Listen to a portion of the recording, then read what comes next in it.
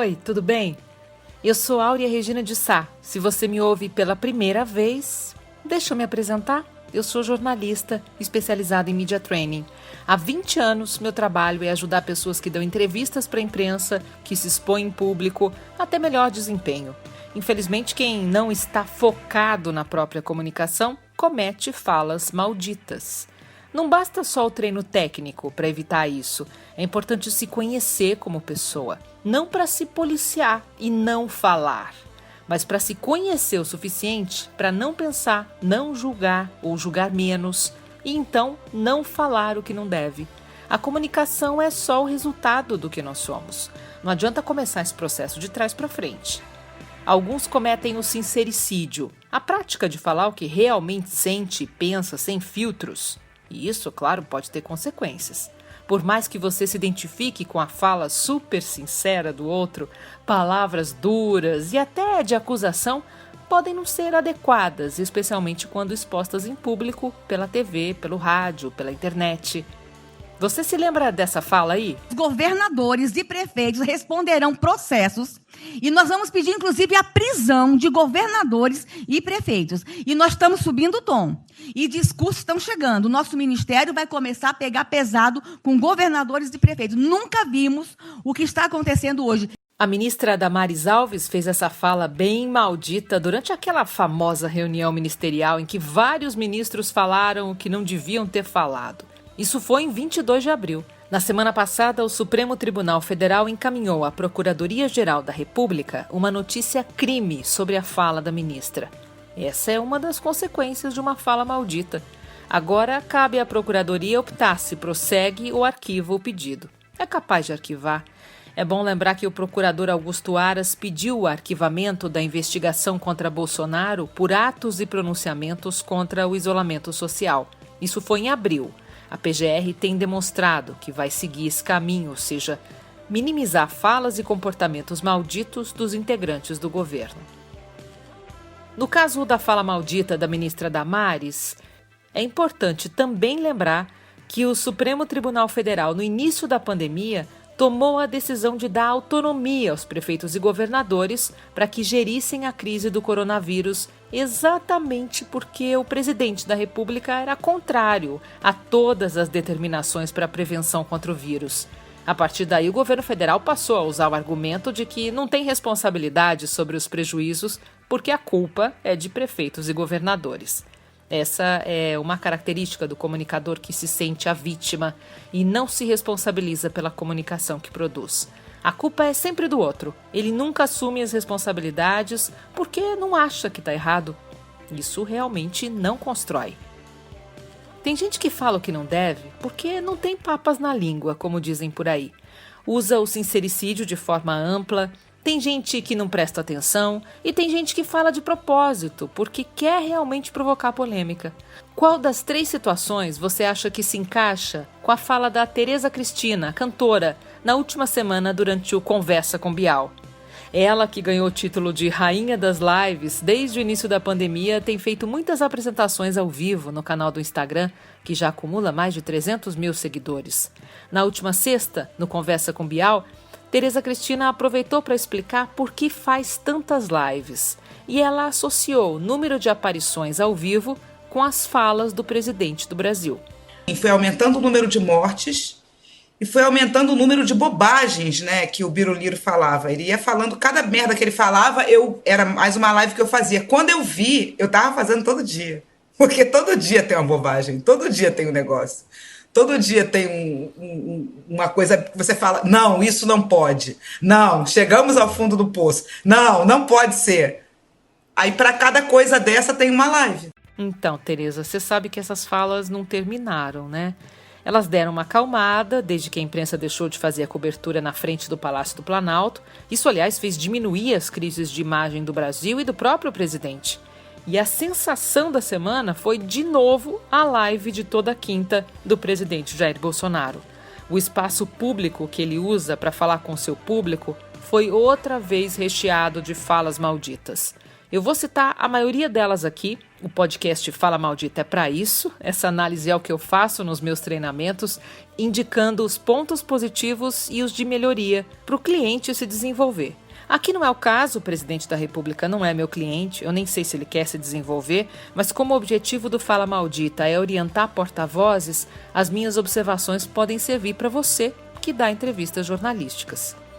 O presidente começou a live pedindo desculpas por não ter um especialista ao lado dele, dizendo que ia fazer a live sozinho porque está infectado com a Covid-19 e disse também que a live seria rápida, mas durou mais de 1 hora.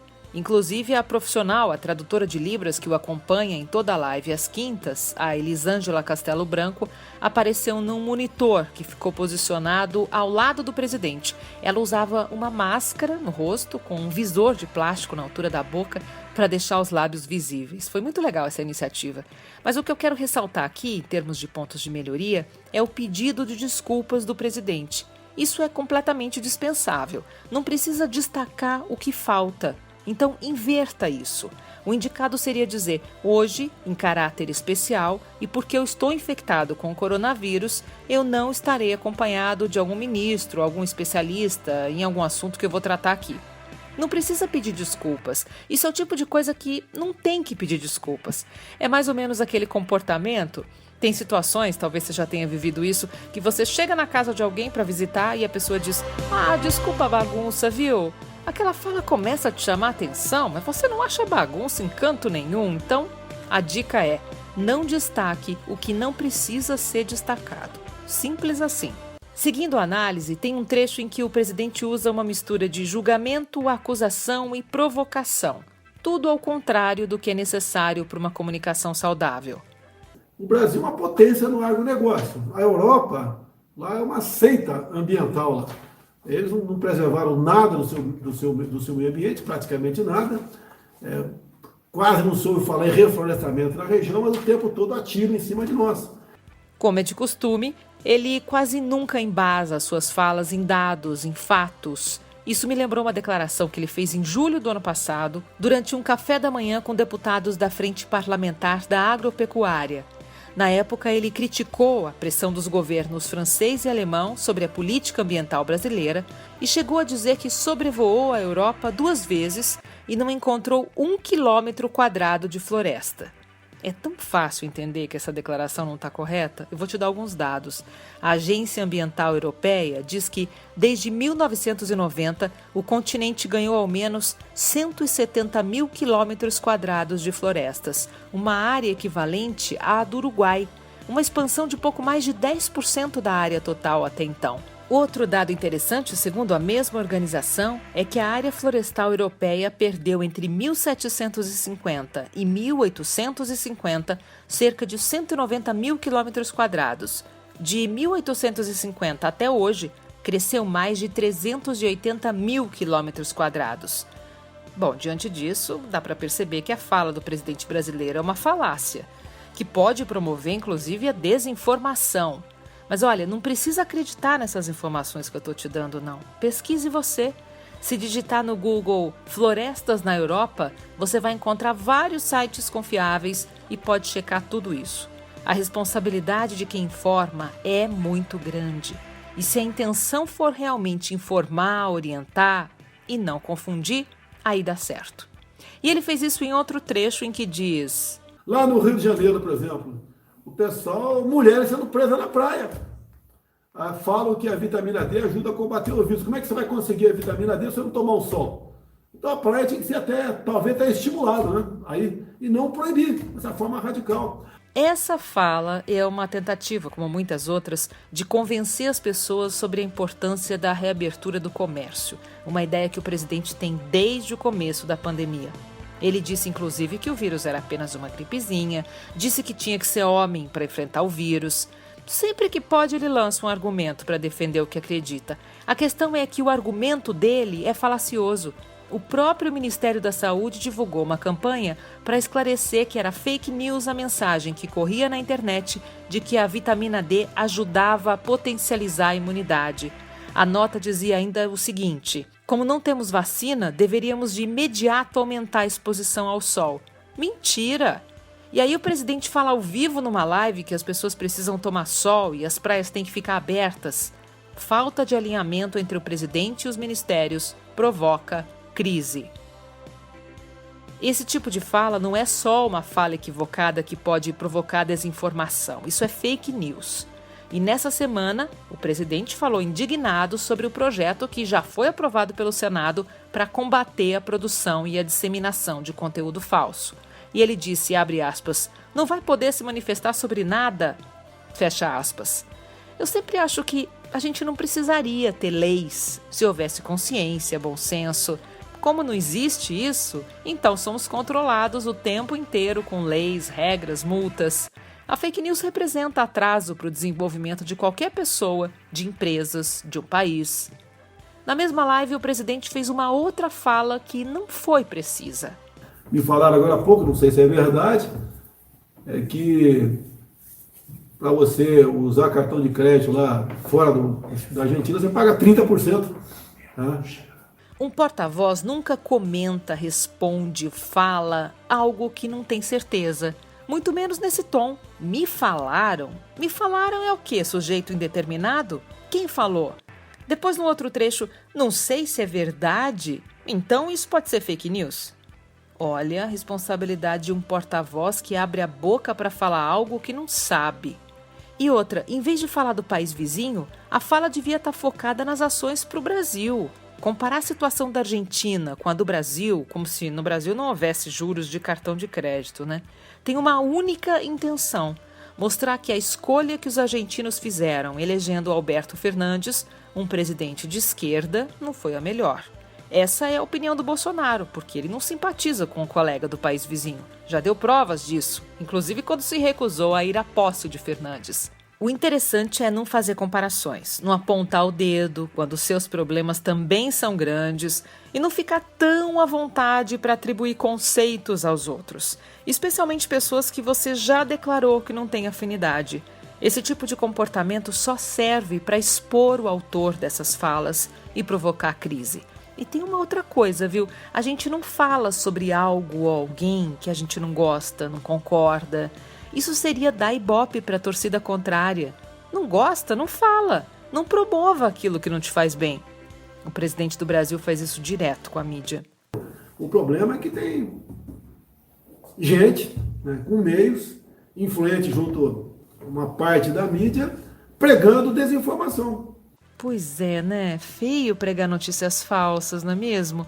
Pior ainda é quando há a qualificação do outro, como esse trecho, em que ele faz acusações a ex-ministros do meio ambiente. Há pouco tempo, né, nós tivemos ministros xiitas ambiental. Eu não tenho problema falar o nome deles, que eram xiitas, sim. É a Marina Silva, é o Zequinha Sarney. Ajuda aí, ó. Zequinha Sarney, que é o Carlos Mink. Do Boi Pirata. Tá?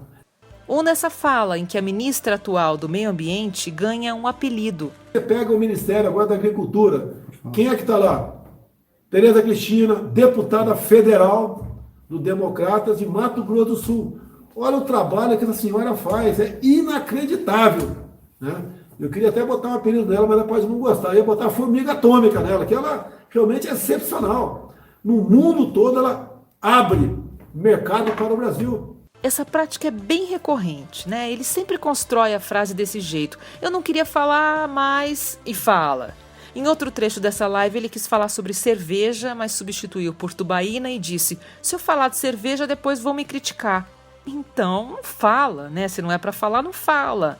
Não destaque o que não é para ser destacado. Esse tipo de comportamento é bem comum em criança. Se a mamãe comenta algo sobre a vizinha, quando a criança vê as duas conversando, corre o risco de dizer: mãe, mas você não falou que não gostava dela? Como o porta-voz é sempre um adulto, com maturidade emocional, pelo menos é o que se espera, esse tipo de fala realmente não é adequada. Em 2 trechos, o presidente tenta capitalizar em cima de 2 situações que não foram bem como ele colocou. Quer ver? A primeira é essa aí. Agora, o desmonte da economia está aí. Tá? O desemprego está aí. Só não temos um problema, sabe disso, Fiuza? Tendo em vista aí o auxílio emergencial de R$600. Em grande parte aí, estamos começando a pagar agora a 4ª parcela e tem a 5ª ainda. A gente espera que até lá a economia volte a funcionar. É claro que ele não iria falar, né? Mas o valor de R$ 600 foi concedido por mérito do Congresso, que defendeu a ideia de um valor maior para o auxílio emergencial, porque inicialmente o governo queria dar só 200. E tem mais, no dia 11 do mês passado, o presidente Jair Bolsonaro afirmou que pretendia vetar a prorrogação do auxílio emergencial se o Congresso decidisse pela manutenção do valor atual de R$ 600. E agora ele diz isso como se tudo fosse iniciativa dele. Como ele fala para o público dele, pode até convencer. A outra fala, que é completamente fácil de ser refutada, é sobre a relação entre o carnaval e o vírus. Antes do carnaval, o governo federal tinha falado desse problema. Antes do carnaval. Resolveram correr frouxo, que afinal de contas, grana para o Estado, né? Em especial aqueles mais voltados para o carnaval. Aí a consequência está aí. Aqui ele tenta de novo responsabilizar os estados, principalmente os que têm uma vocação para a festa popular. Mas a verdade é que o governo não fez alerta nenhum em relação ao risco de contaminação antes do carnaval. O Ministério da Saúde, inclusive, soltou um outro comunicado no dia 11 de fevereiro, em que classifica como fake news uma mensagem, na época espalhada pelo WhatsApp, que dizia: "O Brasil está em estado de alerta vermelho em razão desse vírus. Não vão para o carnaval, por favor." O Ministério divulgou a mensagem junto com uma espécie de carimbo que diz: "Isso é fake news, essa notícia é falsa, não divulgue." Lembrando que terça-feira de carnaval caiu no dia 25 de fevereiro. Então, quem ouve essas falas e não relaciona com ações ou determinações que já ocorreram ou não ocorreram, acaba acreditando no presidente. Tá claro que a intenção dele é sempre reforçar que a culpa de todos os prejuízos causados pelo coronavírus é dos prefeitos e governadores. Por ele, abriria o comércio, aliás, nem fecharia, e quem tiver que morrer, que morresse, não é? Um comunicador que menospreza a capacidade de entendimento do público é, no mínimo, ingênuo e pode colocar em risco a sua própria reputação. Para conferir as duas campanhas divulgadas pelo Ministério da Saúde contra a fake news, que eu citei aqui, você pode acessar saude.gov.br/fake news. Esse é o site oficial do Ministério da Saúde do Brasil. Lá tem o esclarecimento de mais de 200 notícias falsas. Eu já comentei aqui agora há pouco sobre não destacar o que não deveria ganhar destaque. Qual é a intenção de alguém que faz isso? Responsabilizar o outro e deixar claro que a culpa é dele, não minha? Isso está presente em mais uma fala do Bolsonaro. Quando resolveram lá atrás partir para o achatamento da curva, você lembra do ministro Mandetta, né? Vamos achatar a curva! Ele falava na reunião de ministro, né? Caminhões do exército vão pegar corpos nas ruas. Semeando um pânico no Brasil. A grande mídia também dando uma força muito grande tocando isso aí. O objetivo da achatar a curva, qual é que era? Que o Brasil se preparasse de modo que os hospitais pudessem atender os infectados. Não tinha vacina, não tínhamos e não temos vacina ainda, e não temos nenhum remédio comprovado cientificamente ainda. Não temos ainda cientificamente comprovado. Então o objetivo era esse. Hoje nós estamos vendo que em vários estados está sobrando leito, graças a Deus, né? Então tem que começar a abrir, poxa. Tem que começar a abrir. Porque a crise por falta de emprego, morte, suicídio, depressão, tá aí, tá chegando. Aqui ele citou também a questão com a mídia, que é muito forte, né? A relação do presidente com a mídia é muito mal resolvida. Ele praticamente fala do jornalismo, dos jornalistas, dos veículos de imprensa em toda aparição. E talvez ele nem perceba, mas com isso ele confessa que tem dificuldades de se relacionar e coloca numa situação mais frágil. A gente nota isso, claro, isso está muito nítido, mas ele reforça se colocando na posição de vítima. Nós somos o tempo todo acusados, né, injustamente, de maltratar o meio ambiente no Brasil. E parte da imprensa publica mentiras a respeito disso. A imprensa de fora retransmite isso, que republica isso lá fora, em especial na Europa, e lá, como disse, né, a questão ambiental é tido como uma seita, daí publica uma matéria lá criticando o Brasil, da imprensa, essa mesma imprensa, que publicou mentiras, né, fraudou números, tá certo? Republica aquilo de fora para criticar o governo. Vai ficar ameaçando o tempo todo, o governo merece um impeachment, não trata do meio ambiente. Apesar de não ser específico e não dar nomes aos veículos de imprensa que criticam, questionam, analisam as ações do governo, ele não generaliza, o que é muito bom. A generalização é sempre injusta. Nunca se deve dizer todos fazem isso ou ninguém faz aquilo, porque quase nunca dá para garantir que são todos ou ninguém.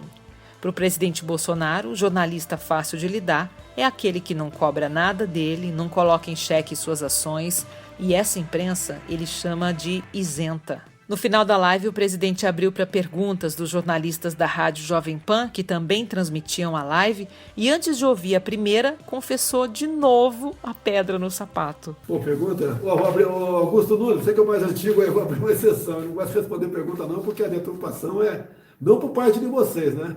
Que está aí um pessoal daquela mídia tradicional de sempre esperando uma palavra errada nossa aí, né, para nos criticar.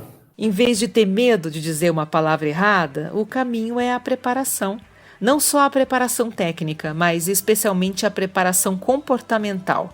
Se você já me ouviu aqui ou em outro espaço na internet, vai entender quando eu digo que nós só comunicamos o que somos. Por isso a preparação tem que ser interior, de dentro para fora, e só o autoconhecimento traz esse resultado. Enquanto isso não acontece, vai haver sempre a divisão do nós e eles, o entendimento de que o jornalismo bom, que fala a verdade, é aquele que nunca aponta os erros. A grande mídia, só uma parte pequena, fala a verdade. Que parece que... Eu estava vendo uma live hoje aqui do Coppola, deixa eu ver mais quem? Lacombe e o Alexandre Garcia. Tá? É quando o cara fala a verdade, ele falou e tem razão, quando se fala a verdade, aquilo passa a ser politicamente incorreto. Você não pode falar a verdade das coisas, tem que estar naquela onda sempre a criticar.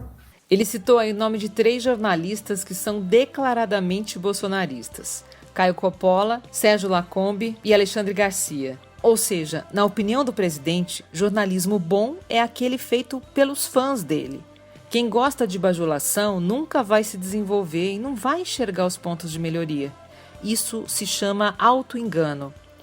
Tem uma questão técnica também nessa live, essa não passa pelo emocional, que é o fio do microfone.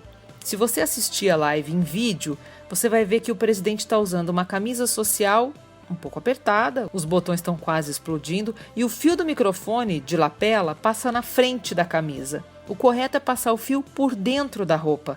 Por fora, chama uma atenção desnecessária de quem assiste, além de mostrar amadorismo. Bom, eu trouxe aqui uma análise de vários trechos da live do presidente Jair Bolsonaro. Eu não detalhei exatamente tudo, tem muita coisa a mais, mas eu acho que dá para dar uma ideia do volume de pontos de melhoria e que tornaria a comunicação mais fluida e, claro, refletiria no nível de credibilidade do porta-voz. Muitas dessas orientações e outras também estão nos meus 2 livros sobre media training, o Backstage e o 99 Dicas para aparecer bem na imprensa. Tem livro físico e e-book e estão disponíveis lá no meu site, aureareginadesá.com.br/loja. Se você tem interesse em se aprimorar como comunicador, não deixa também de ouvir o Se Liga, é um novo podcast que está aqui, na mesma plataforma que você ouve o Fala Maldita. Na quarta que vem tem um novo episódio. Bom, Fala Maldita volta no próximo domingo. Uma ótima semana para você e até lá. Um abraço.